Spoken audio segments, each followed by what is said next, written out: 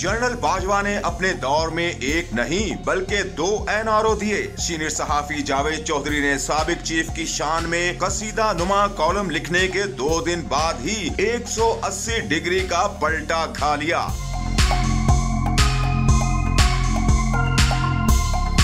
Namvar column निगार और सहाफी जावेद चौधरी का कहना था कि साबिक आर्मी चीफ ने अपनी 6 साला सिपह सालारी के दौरान एक नहीं बल्कि 2 NRO दिए थे। पहला NRO 2017 में इमरान खान को और दूसरा 2021 में आसिफ अली जरदारी को दिया गया।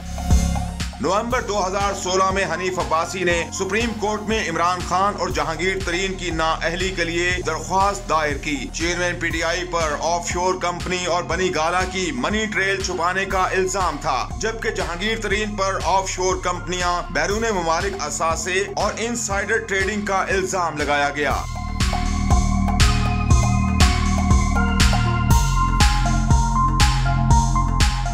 इमरान खान ने मुश्किल सूरत हाल में जनरल बाजवा से मदद मांगी, जिसके बाद उन्होंने उस वक्त के DGC major general Faiz Hameed को चेयरमैन PTI की मदद की हिदायत की। मशहूर वकील के जरिए इब्तदाई बातचीत के बाद जनरल फैज और चीफ जस्टिस की मुलाकात हुई। जस्टिस साकिब निसार ने दोनों रहनुमाओं को बैक वक्त सादिक और अमीन करार देने में दरपेश मुश्किलात बताई, तो इमरान खान को बचाने के लिए जहांगीर तरीन को कुर्बान कर दिया गया।